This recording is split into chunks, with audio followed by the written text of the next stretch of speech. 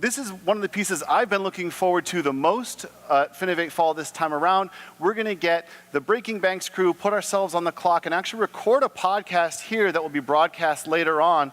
So at this time, I'd like to go ahead and invite the Breaking Banks crew out on stage. We've got Brett King, Jim Marous, and JP Nicols, who are going to be joining us.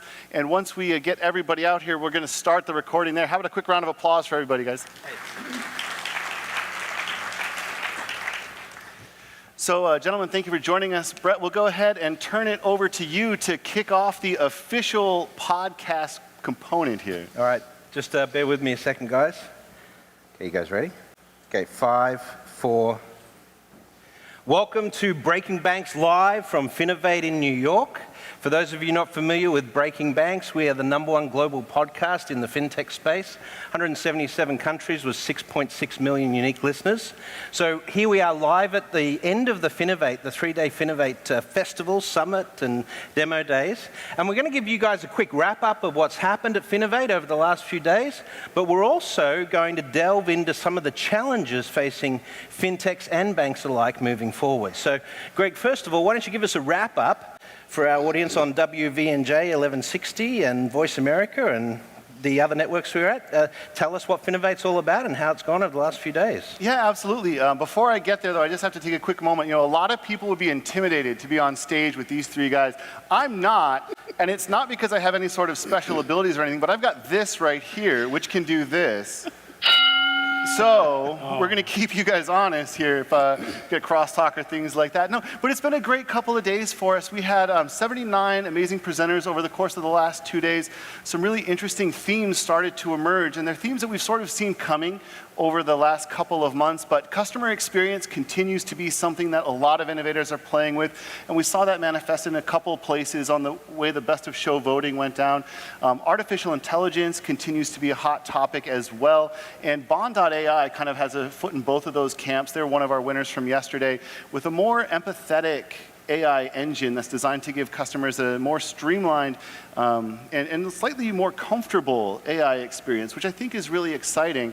And another piece that I personally am really excited about, it's sort of an under-the-radar trend, I think, is the idea of innovating around implementation. And what I mean by that is being able to take some of the fintech that you see here and help getting it into banks in a little bit more of an easy way. So, you know, over the years at Finovate, we've seen a lot of fantastic ideas, great technology that ultimately can't go anywhere because it struggles with that leap of making it actually into banks. Particularly, I think smaller community banks, credit unions have a hard time with without the major resources that some of the larger players have.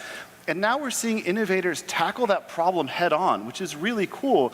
And if they're successful in that, there's going to be a world of possibilities that start to open up for not just those particular companies that we see at Finovate, but for all the Finovate presenters to be a little bit easier to get access and start to get their products out to the general population. And this is a little bit what I talked about yesterday morning with the concept of $2 bill fintech. The idea being that a lot of fintech is like a $2 bill. It works, it's functional, but it's ultimately not that widely adopted because it's a little bit awkward. We haven't changed that customer behavior. Now, don't get me wrong, I love $2 bill fintech. I love $2 bills. A lot of great products fit that description. But as we look at taking those companies into a more mainstream type of way, then we're going to see that implementation gap needs to be crossed. And so as we see companies directly tackling that, it's something that I think is really exciting. Roundpegs is a perfect example of a company that does that very well. So, and of course, each individual presenter now recognizes that in order to make it to the next level, you have to make it easy for somebody else to take your technology and play with it. So obviously a lot of other takeaways from the last couple of days, a lot of other things that we could really talk about. But those are the ones that really struck me as having the potential to dramatically change the industry, and I'd love to see some of those continue. Great. Well, joining me at the on stage with Greg Palmer, of course, is my good friend Jim Marous. Jim the Moose Maroose, right? And JP the Entrepreneur Nicols. So JP, why don't you kick us off with a viewpoint of what are the biggest challenges? Because now that we're starting to have sort of this race to this technology-based or technology-led customer experience, what are some of the challenges if you're a smaller bank of being able to compete with the JP Morgan Chase who's going to spend $11 billion on technology this year? Right. Well, I think Greg teed it up well, and there clearly are challenges. There are a lot of challenges, and I'm maybe at risk of being gonged here already because I could go through a lot of them. But I think the ones I start with is number one, there's all too often they confuse technology with innovation, right? Oh, that's really cool technology, but if I don't have a way to implement that, I don't have a way to integrate it into my strategy, all I have is this collection of like cool different things, but they don't tie together. And most of the banks that I talk to usually have a strategic plan somewhere, and then over here they have a list of 25 different tech projects that they want to get done, and all too often there's very little connective tissue between the two. And so when we work with banks, one of the things we talk about a lot is creating a declaration of innovation, right? The who, what, when, where, how, and why of innovation. So then suddenly you begin to develop a portfolio. Okay, so there are those $2 bill fintech projects I'm going to do that are incremental, but at least I know they're incremental. And I know that I still need to do them, but I'm not confusing them with something that might be, leaping a couple of bounds and creating something more transformational. Kind of along with that is many times when we talk to CEOs and C-suites, we get sent way too early, way too often to the CIO. Oh, innovation, that means technology, and yes, we're really good at tech projects. Well, you're good at making sure tab A fits into slot B, and then we don't lose 5 nines uptime and all of that stuff, but that isn't the same thing as changing right, the program. So I'll kind of start there, and then maybe the last thing I'll say is when we think about coming to Finovate, which is always one of my highlights of the year, a couple of times a year, and I love it when I meet bankers. And I say, why are you here? And often the answer is, well, we're not sure. Well, I ask, what are you looking for? Well, we don't know. We just want to see what was out there. And that's an awesome answer. It's the first time you've been here. But if it's the ninth time you've been here and you're still telling me we just want to see what's out there, I think you need to start thinking about, no, we're here looking for this, this, and this, and we're going to try to find a way to integrate those. Cool. So just for the purpose of taking a step back, as we go through the rest of the discussion, JP will continue to represent the bank side of the challenges. Brett's going to talk through more of the fintech side, and then, of course, Jim with the research publication angle from Digital Banking Report. So Brett, let's kind of hear from the other side of the story of what you're seeing from the fintech perspective. So I think when you're talking about fintech, I couldn't resist it. Jim, what's it from you?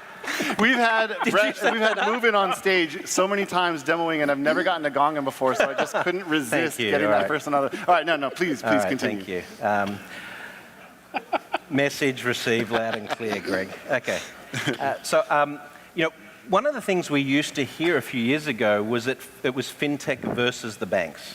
And I think that has become more nuanced. Obviously, there are still technology companies and fintechs out there that are setting the pace. The sort of firms I'm talking about are the likes of Ant Financial out of China, some of the leading challenger banks around the world, TransferWise, the unicorns, the billion-dollar companies. I won't include Wonga in that group just right now, but when we talk about these guys, they've set the lead in terms of customer experience, so they've differentiated. But the challenge is really going to be now, it's the scale game, right? And one of the defensibilities that the banks have is that they have customers, and so they get a little bit of leeway to catch up to the fintechs. But I think if you liken it to what's happening in the automotive market right now, there is an argument to be made that if your organization is technology-based, then your ability to innovate is superior to the likes of the incumbents. And so you get the sort of Tesla, BMW, General Motors effect, where Tesla now has a defensible position and in theory can stay ahead of those guys by continuing to innovate. But scale is ultimately the issue. I think the market is maturing in respect to the fact that we'll fund an idea, and just like we saw with the .com, it now has to be about real scale, lifetime value of the customer, and so you need to come out of the gates with great technology, AI, CX, or whatever it is, but you need to be able to solve the problem of acquisition. And that's the biggest challenge that fintechs have at the moment, is breaking through that scale problem in terms of acquisition capability. Yeah, I think nicely put. So this seems like a good point to bring Jim into the conversation. Obviously, a slightly different perspective from the previous two. Where would you say the challenges really lie as we look to kind of bridge that gap? Well, it's interesting. Our most recent digital banking report was about personalization of the experience. So very much the customer experience theme that you mentioned earlier. I think the biggest difference between the fintech and the implementation of financial technology initiatives in the banking world is the ability to reach the customer. So almost every fintech firm has an implementation that they are already looking at making the customer's life easier. And they're implementing that way. They're right on the street, and as soon as they're on the street, they're making life easier.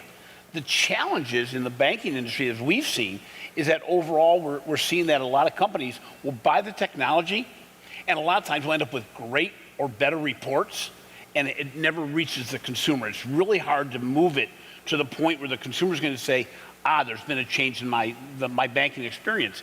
That's a big problem. And in the personalization report we just did, we found that when we asked financial institutions, number one, what do you think the customer wants? They said, customer wants personalized experiences. Number two, how bad do you think that is right now? Well, it makes our business easier, it makes our implementation easier, all the reasons in the world for why to do it. We then asked them, where are you in the maturity scale of being able to implement this?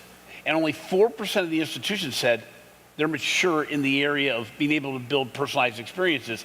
94% said they were either emerging, and that was about half of that group that was left, and the other half was, we're getting a feel for it, we're starting the implementation. What was also interesting, we do a continuous monitoring of how big is the threat of fintechs. For the first time in a year, the number and the belief that fintechs are a major threat skyrocketed. And I think it's partially around the theme of personalization, that they believe that, number one, the consumer is demanding more and more.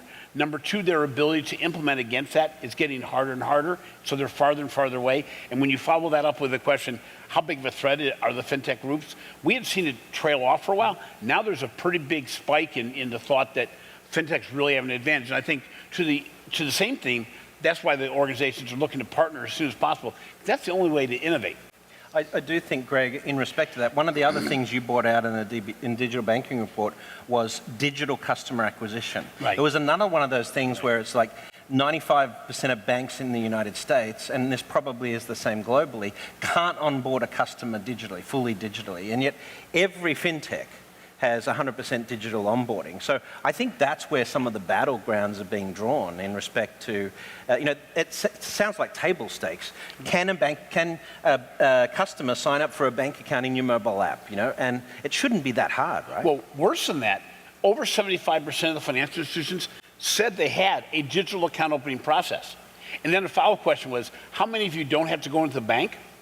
And it got down to less than 10%. Right. So It's even fully the definition, digital. Oh yeah, Fully digital, but you bring do your it phone in the into the branch. Well, and what happens is that completely skews all the research that's done, because what happens is then the banking industry says the customers have it, they don't want it. Well, I'm sorry, but if I start a process on a mobile device or on my online banking and I walk into my branch, that branch employee is going to serve me with a silver spoon. They're going to treat me great, and they're going to convert me to a branch opened account as opposed to even starting on the digital screen, because the reality is they don't follow the customer journey. They don't have multiple touch points. It's last touch attribution. They only get credit if it's a branch opening. And when I leave the branch, I'm going to feel great. I'm going to say, man, they took care of me. And the branch is going, yeah, I didn't even have to figure out where they were in the stopping place, because over half of those banks couldn't even tell me where I was in the process of the opening an account. So we have a lot of miscommunication and bad research out there that gives people the feeling, number one, oh, by the way, we're already doing digital account opening, or number two, the customers don't want it. You're going like, well, it may be that you're not providing it. That may be a big hurdle. So one of the things that we've seen over the last 12 months, specifically at Finovate, we've seen a concentration of best of show winners who focus on this customer experience idea. So clearly, the bankers who come to the room, the audience people who are coming to Finovate, are looking at customer experience and saying, we like these solutions, we want to do this better. I think that you touched on something that I want to just kind of talk about a little bit. You mentioned the threat of fintechs. Do banks almost need to feel threatened a little bit to be able to respond in that way? Does that, is there some element of kind of fintech holding banks accountable here in this area? I'll turn it over to you, JP. Well, I think the classic way to frame this is where Brett started, right? And you think about incumbents versus insurgents. And then the classic battle, if you believe in that framing, is can the insurgents reach scale faster than the incumbents can respond and right. Innovate around that? And there have been winners and losers, I think, already on both sides of that. When you think about size and you think about technology, there are some really cool banks. I think of Jill Castilla at Citizens Bank of Edmond, right? $250 million bank. Think of Suresh Ramamurthy at CBW, $48 million bank. And I meant to say million. If I didn't say million, I'm so used to saying billion for Jill. I mean, they're doing some pretty creative things. So it's not just about cubic dollars, right? That can help, but it doesn't matter if it's not focused in the right way. And I really think it goes back to the ability to absorb the new ideas. And one of the things that's just, Brett and Jim both spend more time than I do in emerging markets, and you look at the cool things that are happening in China and Southeast Asia and in Africa. Isn't it pronounced China? Yeah, China. Yeah, okay. And part of why those emerging economies can make leaps and bounds is because they don't have a status quo that's a source of gravity pulling down on it, right? The ability to leapfrog over. Brett's been harping on how wholly inadequate a piece of plastic with a mag strip on the back of it is, yet it works, right? Just like your $2 bill. Dude. Yeah, for now. And over the long run, you're directionally correct, of course. But it's hard when you have people invested in the status quo to really look at, if I'm honest about this, maybe my job doesn't exist in 5 years. And it's right. Way harder to figure out, okay, well, then I need to figure out a new job. And it's much easier to just go, well, then I need to figure out a way to prevent that from changing my job. Yeah, I wouldn't want to be a head of a credit card department right now. Well, and to maybe bring it back to where Jim was last, to put a finer point on his comments, in too many institutions, there are some notable exceptions to this, but nobody really owns the customer. It's that last point of contact. And so nobody really owns that journey. And then when you talk about customer experience, customer journey, how do you quantify that if nobody right. really owns the customer? Because who's going to pay for it? Yeah, I get it that I saw these really cool tech companies demo something that's 100 times cooler than what we do today and way easier. But if I can't fit it into my J curve to figure out how to fund it and figure out the ROI on that, it's really hard to get done unless I've got a lot of cubic dollars. Well, that's a problem, though, because that gets into culture. Yep. So we have a lot of people here kicking the tires, and we have a lot of vendors here and solution providers that are going into offices on a continuous basis, getting all the way down the sales cycle, and I'm a salesman by trade, getting all the way down the sales cycle. Both sides are saying, we're go, and it doesn't happen. And I have more and more partners out there that are saying, it's a frustrating experience, and it's frustrating for the financial institution because who's ever given the initiative to say, implement this, somewhere in the process, it's not ingrained in the culture, there's risk, there's some change involved, and all of a sudden it goes dry. And that's a real frustrating experience for most of these banks. We should talk about why that happens, because obviously that is the big opportunity for events like this, is fintechs and banks coming together and collaborating. That's what should come out of events like this, but it's not happening as much as it probably should, right? Well, first of all, I would argue, Jim, it is ingrained in the culture. It's just not the culture you want it to be, right? Yeah. You think anybody in a senior role in a financial institution probably spent some amount of their time as a lender. And if as a bank lender, you've got to be right 99% of the time. And so this is where the arguments come about belts and suspenders and everything else. And so you end up playing what I call that game of corporate chutes and ladders, right? When you think you're to the final square, you fall down another chute. Oh, now we have to go talk to these other people there because we need to double check the risk. So one of the things that I think is really critical in this whole process is the ability to chunk down these big projects into really small experiments, right, that don't have so much risk in it. And as bankers, we're just so natural about, we keep thinking about how do we make better big decisions, and I think the whole secret is how do you make smaller decisions so that if you're wrong, it's not $10 million in 12 months, it's literally a few $1,000s in a couple of weeks because we found out our core premise wasn't valid, right? We weren't solving a problem customers cared about. I like that approach, JP, but as a fintech who does a lot of work collaborating with banks, with Movin at least, I can tell you that some of the biggest problems we've had have, let's take TD Bank, who we work with in Canada. So the tech that we built for TD MySpend, it really probably only took us about 3 months, and that was very early in the piece, to sort of get that working with them. But it was 9 months of contracting with the procurement department. So I like your theoretical approach to that, but it's not the way the bank purchasing department works. Well, that's another piece of the existing culture, right? And thinking about, because those are all in place for risk management. And so we keep figuring out, well, we don't want, this is a big risk for us, so we want to make sure we don't get it wrong. And I don't know the whole story of what you did around that, if you did small pilots and tests and things around that. But part of when we put the frameworks, the foundational frameworks for funding and governance and risk management around, that's what we call it a fire break. And it's a way to make sure that experiment doesn't get out of control, doesn't put the institution in harm's way. And then if it's not successful, then we'll go back to the drawing board. But if it's successful, then what's the next thing that we want to test? And trying to break those things down. And I would argue that works in procurement too. But it's outside of the culture that exists today for most institutions. So I think one of the things that I've been looking at, and it's been a great conversation so far, one of the things that I've been looking at is how you change behavior. And obviously there's behavior on the part of the consumer, but there's behavior on the part of the financial institutions. And there's, as we've been talking about, some of that culture that exists. And if you look at fintech as a train, and we've seen as a lot of larger banks have really gotten involved. In 2013, we didn't have big banks at Finovate. And some people want us to go back to that. They think it was cooler before it got corporate.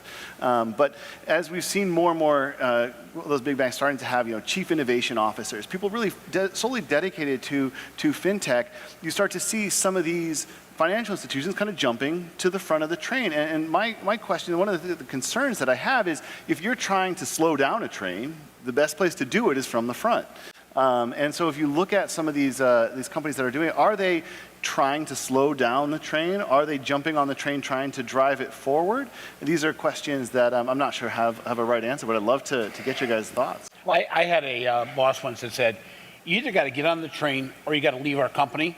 Well, the reality today is that train is going 90 miles per hour. It is not slowing down. It's only going to get faster. So you can't slow down the train. The train is already in motion. The consumer's driving the train, and you're trying to catch up with them. And oh, by the way, in the meantime, different companies and people are being thrown from the train because they can't keep pace. And so I think, it's not stopping at the station anymore. The world of change is making it so that you can't wait for the next great moment. I'll steal something from JP where he said, banks can't use the fast follower concept anymore because the follower part they got nailed. They just can't get the fast part. It's the fast part, yeah. And if you look at what the challenge right now is not only culture, but it's an implementation mentality to say, how quickly can you get this out to be used by the consumer? Consumer wants it. I mean, there's no lack of initiatives that the consumer doesn't have to be trained in. I mean, look at voice devices. Voice devices right now, in our report from the Digital Banking Report, voice devices now are over 25% acceptance by the consumer. And we don't have solutions that really leverage the voice device technology. So you have a situation, unlike, let's say, the mobile payments world, we have technology that's already accepted by the consumer that we haven't developed solutions for yet. So I don't think you're going to slow down the train. I'm a believer that says you got to get on that train and it's not going to stop for you either. So you got to get a running start and you got to implement it quickly. This imagery really kind of got away from me here. All of a sudden it's a speeding train, people falling off the side. I wasn't expecting it was going to turn that gnarly on us. Don't worry, Denzel Washington is going to show up soon and save us all. It's a hyperloop, isn't it? Yeah. In a vacuum tube. In a tube, right? Well, I think it's an interesting point, and so a lot of people that we talk to, obviously, trying to change that that mentality. And we had a couple presenters on stage over the last couple of days who are looking at how you can better empower some of the bank's employees to be more knowledgeable about their own platforms and try and encourage them, to your point, so that when you come in with a mobile, you started a mobile process, that they treat it like a mobile process and actually giving the support from, outside the kind of top of the bubble, so it really filters down to the employees on the ground. And maybe we'll talk more about whether there will still be employees on the ground. But for now, at least, there's that idea that you need to obviously have that culture shift permeate an organization to a point where it's such a pain point that you see people who are innovating trying to tackle it directly, which obviously is a sign that there are people out there who really desperately need it. Well, I think if you look at the culture of these organizations, obviously you're now competing with a technology-driven distribution layer. So your old, people-based, branch-based network is never going to be able to compete on its own against these technology players, especially if you're in a country like China with Ant Financial and Tencent coming down the pipe at you, right? Where today, 40% of bank deposits are at risk because of those two technology mobile payments networks. So if you look at that, you say, all right, we've got to compete at thinking like and behaving like a technology company. So this really gets the heart of what you're talking about, JP. But you go to a bank investor website and you look at the org chart, you look at the board, you look at the retail exco, and they don't have technology people on it. So I challenge whether you could get there culturally unless you have that flip in the mindset. There are banks that we are fans of, Sure. Cap One, USAA, BBVA and others. Interesting, a lot of them are DBS. foreign-owned, Yeah. and they also have technology or engineering people at the helm. So, geez, what's the difference between some of these organizations that are doing really well? They're not traditional bankers at the helm. So they're already thinking a different mindset. Right. Well, I look at somebody like Lincoln Savings, 1.5-ish plus or minus out of Iowa. They're now the issuing bank for the Square debit card, right? They have figured out that we're in the state of Iowa, which is not really favorable demographically. And so how are we going to expand our marketplace? This isn't opening more branches or going to the next state over. And so they've built a whole kind of e-commerce platform around that, and they partner with Capital. They've got a few others. NBKC in Kansas City, about a $500 million bank. They're building their own accelerator right now to partner with fintech. So it's not just the big players anymore. I think while I believe the challenges are fairly endemic, there clearly are exceptions. There are some people that are doing some pretty cool things. And Greg, you mentioned that banks showing up with chief innovation officer. It's a full-time job for somebody in most of the larger banks today. But I've also seen a bit of a trend. The trend a couple of years ago is what I used to call and-I. Somebody with and innovation tacked onto their already existing full-time job. And the problem with this, of course, is I don't have any budget, I don't have any training, I don't have any additional ways of actually innovating. And oh, by the way, when my boss talks to me at the end of the year and decides my bonus, innovation won't be a part of that conversation. It'll be whatever comes before and I. But the new thing I've seen within the last year is I know of at least 2 different banks where they took somebody who had a full-time job and now they're the chief innovation officer. They still don't have a budget. They still don't have any training or framework, but now at least they've put the title there. So I think it's a step in the right direction. I'd say the title is not really anything magic. It really goes into those deeper things. Do you see this as window dressing? And we've talked about this before. I've talked to you before. Yeah. Some of the bigger firms have actually admitted that the innovation lab that they have is probably more for the investor public than it is for the innovation process. They're doing innovation, but a lot of this is just showing. Yeah, Are we seeing this where organizations of all sizes are putting an innovation officer in place, putting these things, but they're not really believing in it enough, but they're doing it because their board's saying, you've got to start innovating. You've got to move to the next level. It's always a bad sign to me when I find out that's funded from the marketing department. Right? And as a marketer, I don't like that either. Yeah, and sometimes it is, right? Yeah. And I think it ties back to my earlier comments around needing to have a strategy around that. And I've seen organizations that said, well, what's your strategy? Well, we need to be more innovative. Okay, What does that mean? again, that's a good step. It's the same sort of thing that goes on with big banks in the US who announce they're opening new branches. We're going to open 500 new branches this year. We're closing 800, but we won't talk about that. But we're opening branches. Digital branches. Digital branches. That's right. Yeah. So one of the things that you just kind of touched on, the accelerator idea, as we look at innovators, what are the pros and cons for them to engage with this type of, a bank-specific accelerator versus, looking at some of the other accelerator options that exist out there? Because obviously it's a choice that a lot of companies have to make fairly early on, and being engaged with a bank's accelerator can open a lot of doors for you, but also it can be limiting in certain ways. And so, what are kind of the pros and cons of engaging with some of those, or does it matter really which specific accelerator you get into? And don't forget the hackathons. Right. Yeah. I mean, Brett, I think I'd love you to start with that, because I think that's a real fork in the road, right? If you're an entrepreneur, do I want to have a wide aperture and look at lots of different partners early on, or do I want to go deep with somebody and help me really figure out my product market fit? So I read something recently about Peter Thiel, right? Yeah. And love him or hate him, he says that he won't get together and have a face-to-face meeting with you unless it's a deal meeting, unless money is going to change hands, or the deal is going to result in cash, right? So, and I think that as a fintech, increasingly, if you're looking at innovation opportunities, you don't want to just participate in these hackathon things where you get to demonstrate your tech. You actually want to be doing some prototyping or something that has the opportunity to move you towards a deal. Having said that, many of the the fintechs have started through accelerator programs, and that's where they get their opportunity to get their first brand out there or test the technology. One of the toughest things as a fintech in sort of getting something out there, particularly if you're working in the AI field, is access to enough data to populate your engine. That's right. Or your interface to make it viable. So, there are areas where collaboration through these incubators and hackathons and so forth are quite interesting.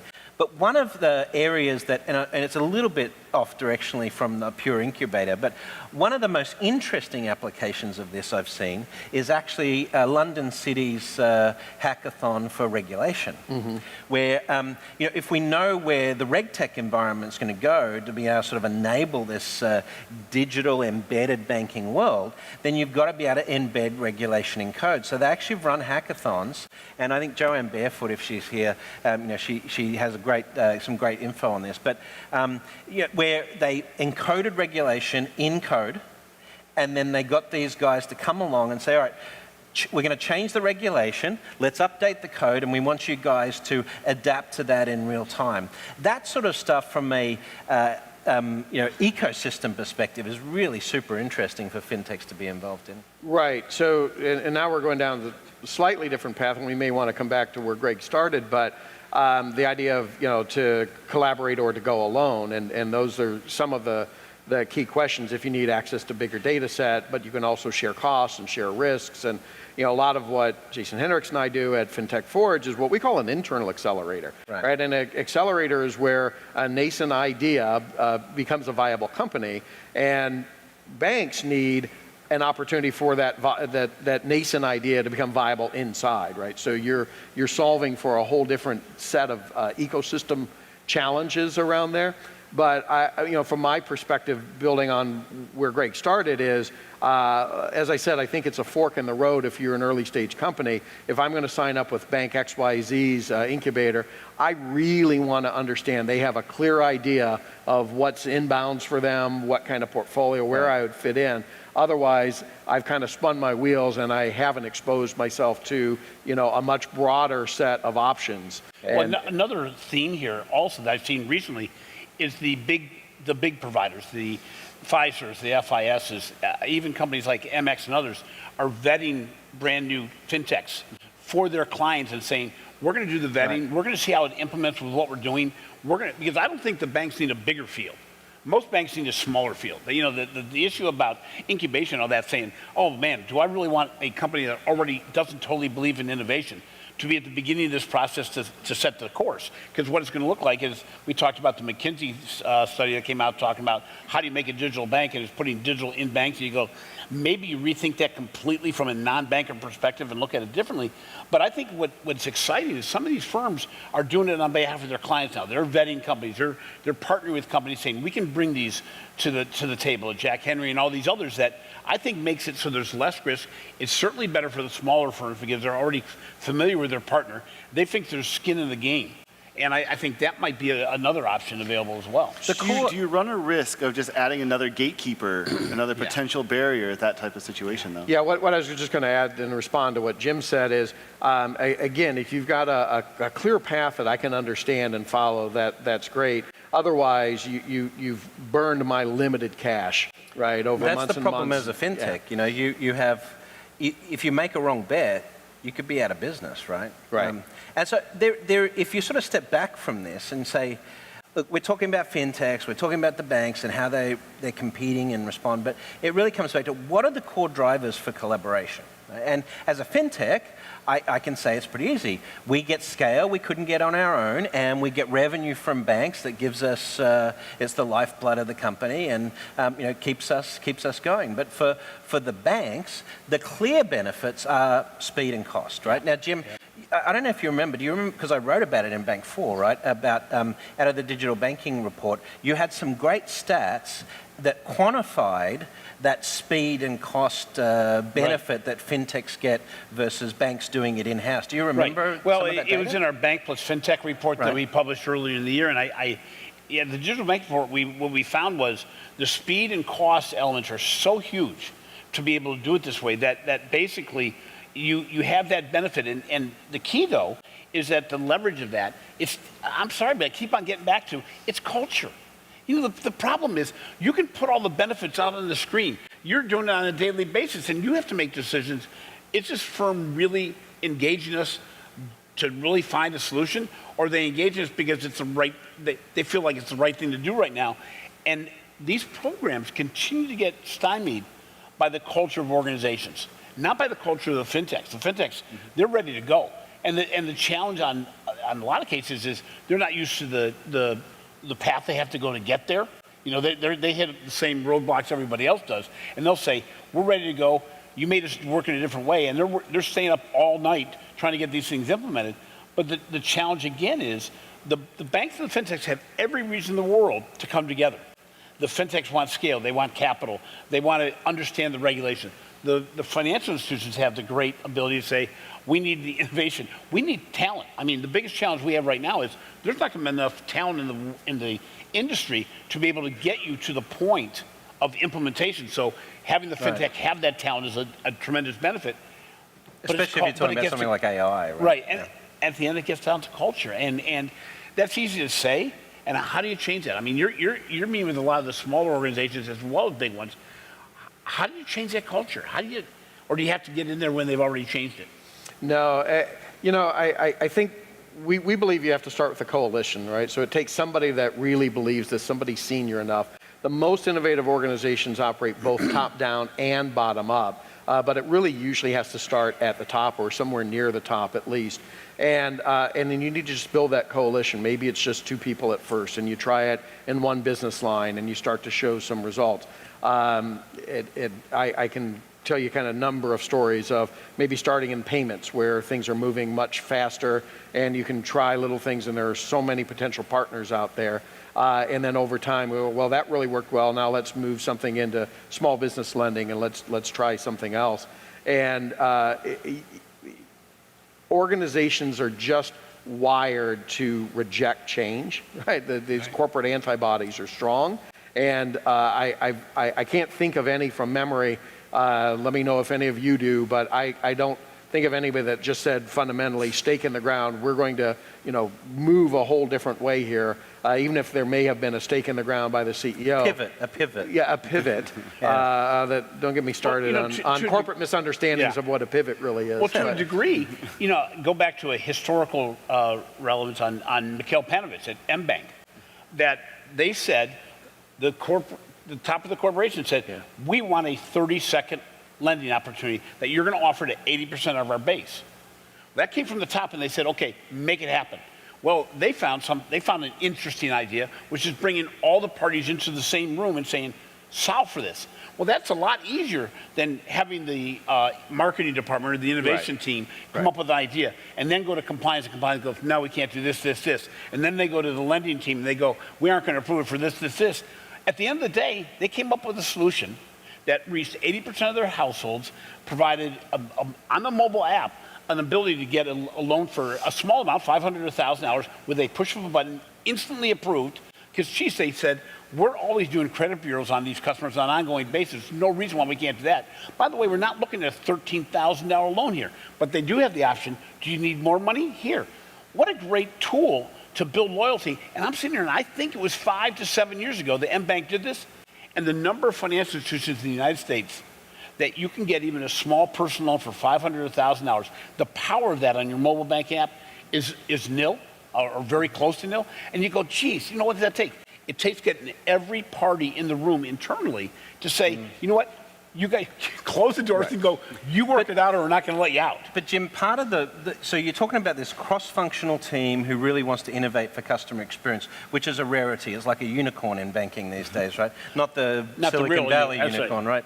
But you know, if you step back from this, as a fintech, I would argue, and I think most of the fintech guys in the audience would agree, that you know, an incumbent will never be able to innovate as fast and as cheaply as I can. I've got a smaller team. I don't have legacy process. I don't have the compliance guys who live in the land of no, you know, trying to stop that. So that would be my argument. But I guess I'll throw this back to you guys, sort of for a show of hands. Is how many of you think we've got past this?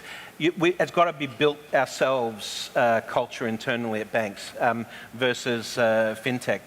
You know, how many of you work at an institution where fintech partnerships are not on the table? So actually, that's pretty good progress, right? So I'm gonging you for the trope of raising your hand. That's the audience to raise their hands. Right, yeah, it's a tried and true Finnovate maxim. And actually, it's not a great radio moment. No, right. Raise your hand. It's not a great radio moment. And a few things you know about the Finnovate audience that they don't raise their hands. Yeah, I know. You got two now. The first one was on me, but that one was... All right, that was fair. But yeah, I'll go back to Jim's comment about M-Bank. But you look at that, even though it came from the top, they solved a very specific problem for a very specific set of customers. And then the culture came from that, right? Our culture is a collection of our experiences. And our beliefs change when our experiences change. And we just can't say, hey, we're going to be more innovative. Let's go, you know, tomorrow morning when we show up, instead of being the way we are today, let's be more innovative. That doesn't work. Right? But it was interesting because that helped to change the culture.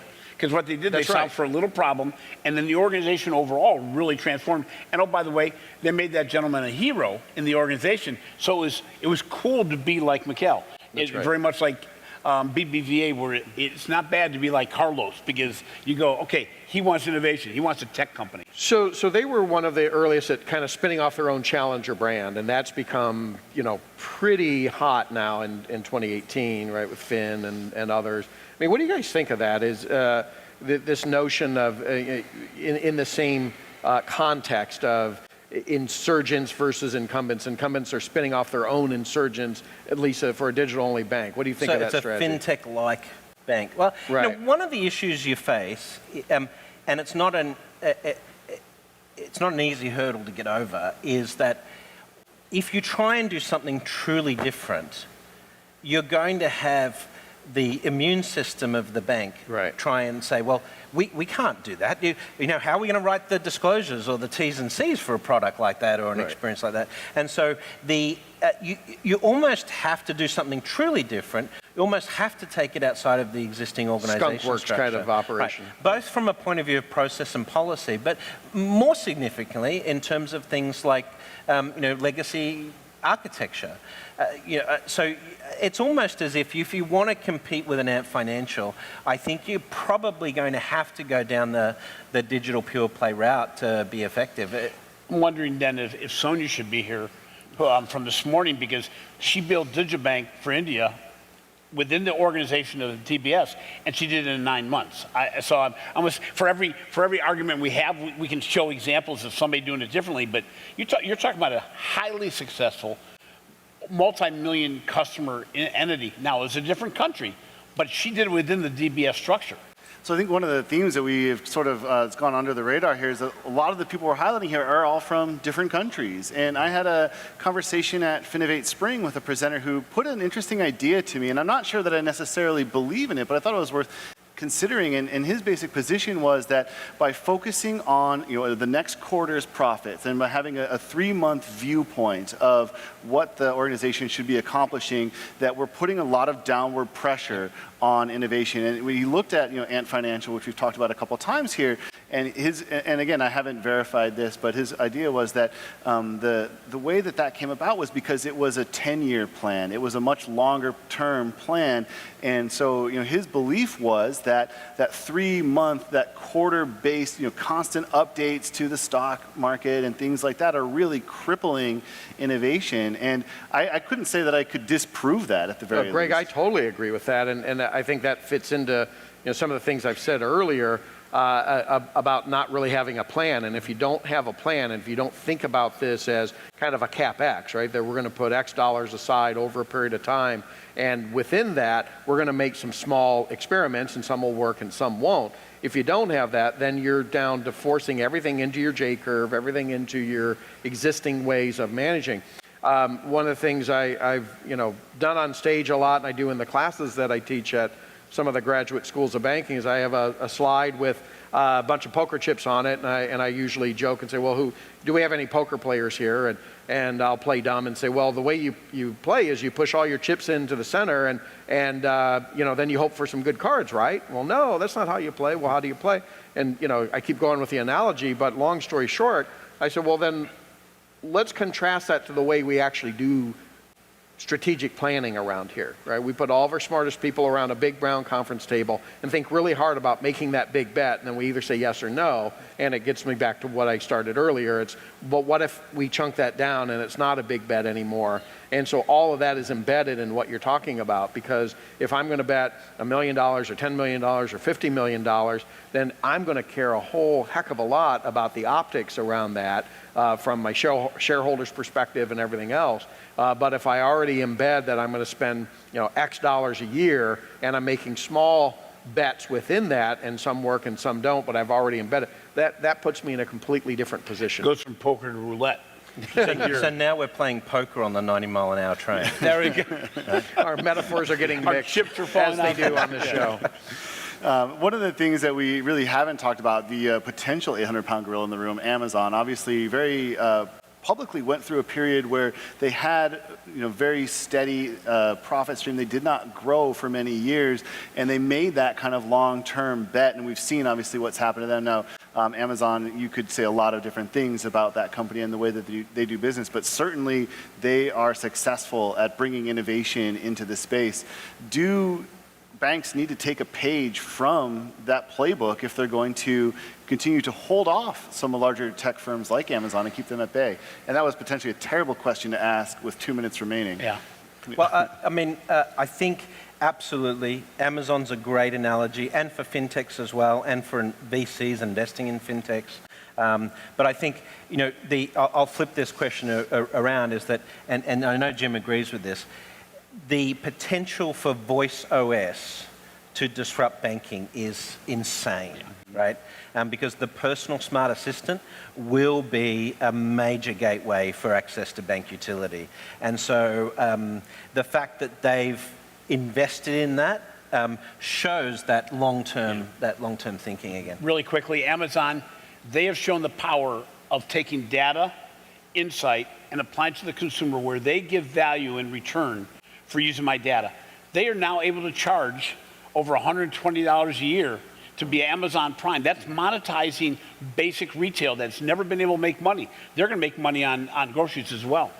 Well, I'll just take the leadership side of this, and as much as people rightly worship Steve Jobs as a leader, he made big bets and made them pay off. I think that every CEO could take a page out of Jeff Bezos' book of making small bets, pouring gasoline on the ones that are working and killing the other ones you don't even know about. Google's the same way. Yeah. Well, this has been just a fantastic discussion. Any final thoughts from anybody before we come up against time, or have we more or less covered everything? I think we have, but I just want to wrap up saying thanks very much, Greg, for hosting Breaking Banks on my pleasure. Breaking Banks Live at Finovate today. Check out Breaking Banks. You can go to breakingbanks.com, provoke.fm. It's our media company. If any of you here are listeners, then regular listeners, then come and meet us on stage. I've got some chatski for you. But thanks again for hosting or allowing Breaking Banks to host a live session to close out Finovate New York. Yeah, no, my pleasure. It's been a fun conversation, and there we are. That is our time. We hit so, well done, everybody. Thank you again. How about a round of applause for everybody here? Thanks. Thank you.